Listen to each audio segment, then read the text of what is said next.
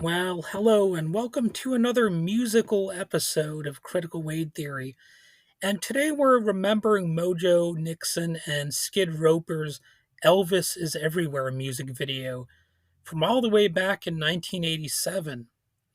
So it's a little bit weird for me to revisit Mojo Nixon because I feel like I've talked about him enough times that it might seem like I'm obsessed with him or something.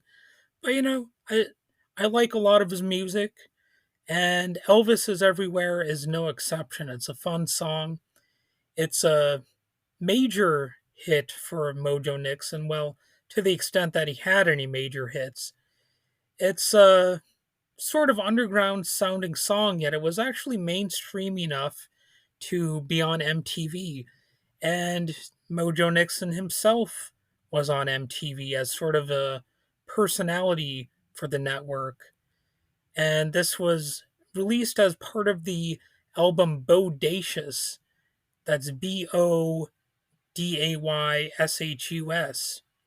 And even though it's pretty hip to trash talk MTV, it's nevertheless true that they were giving people like Mojo Nixon a chance. And, back in those days, that meant something. There were even bands like Ministry, Butthole Surfers, Nirvana, of course, Offspring, and a lot of metal bands that were given a shot of success at MTV. And, they even had the Headbangers Ball, and of course, hip hop and rap were largely started because of MTV. The music video phenomenon was really a huge thing back then. And it's where a lot of musicians really came to thrive. And even though, yes, there were significant critiques you could make about MTV, and plenty of them were valid, it's easy to forget that, you have to take the good with the bad as well. And one of the good things was Elvis is Everywhere, of a fun music video, a fun song. It's a satirical homage to Elvis Presley and explores the idea that Elvis's spirit is omnipresent in the world. If you can dream it as an expression of Elvis, then the reality is that Elvis is a part of it, I guess, is the message of the song. So the lyrics are not meant to be taken that seriously. It humorously suggests that Elvis is not dead, but rather living on in various forms and situations. Elvis is even in Joan Rivers, but he's trying to get out. That's one of the great lines in the song. And it also does a nod in the direction of those who seriously asked, did Elvis Presley fake his death? The Elvis as alive theory is one of the cute little parts of American history. The conspiracy theory that Elvis may just be alive. Well, right now, at this point in our history, it's likely that even if Elvis had faked his own death, he probably would have died by now anyway. Because, I mean, who knows how old he would be by now? I don't have his biography in front of me right now, but he'd probably be like 100 years old at this point, or something like that. But anyway, the music video for Elvis is Everywhere features Mojo and Skid Roper performing the song in various locations, interspersed with footage of Elvis impersonators. A lot of just ordinary Americans are highlighted. There are references to Elvis and popular culture and comedic scenes related to the song's theme. You you have the incarnation of Elvis on a boat, and things like that. There's a lot of just hilarious aspects of this song. And you get the reference to Michael J. Fox as the anti Elvis, even though, as far as I'm concerned, Michael J. Fox would not be the anti Elvis. But I suppose back then it was the Family Ties version of Michael J. Fox.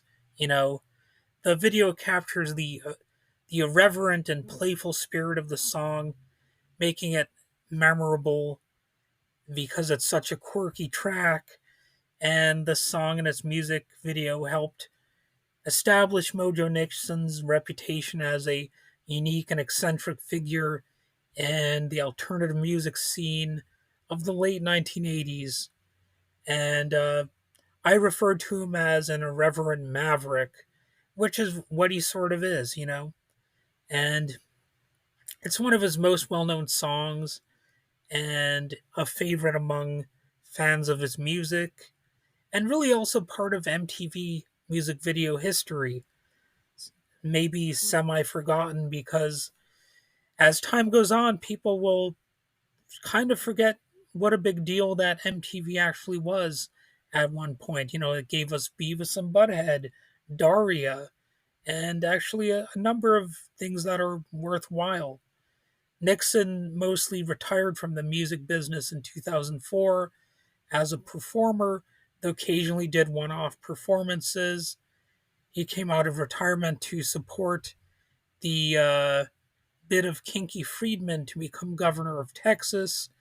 And of course, another tale commonly told about Nixon was involving the song, you know, Don Henley Must Die, where Don Henley actually at one point joined Mojo on stage to sing the song, which led to a newfound respect, you know, that Mojo Nixon had for Don Henley of the Eagles. Of course, you know, that little tale is told pretty much every time that somebody talks about Mojo Nixon. And of course, I had to mention it in this little homage to him. And of course, Mojo Nixon is no longer with us. He apparently joined Elvis Presley up in outer space or wherever. But, you know, this is one of those great rockabilly alternative songs that really deserves attention. And, you know, it's a sad thing that a lot of music like this is just a thing of the past. I don't want to sound too nostalgic here or too emotional, but you know, it is sad that just fun music has largely died. And you know, it seems like will it ever come back? I don't know. I really don't know.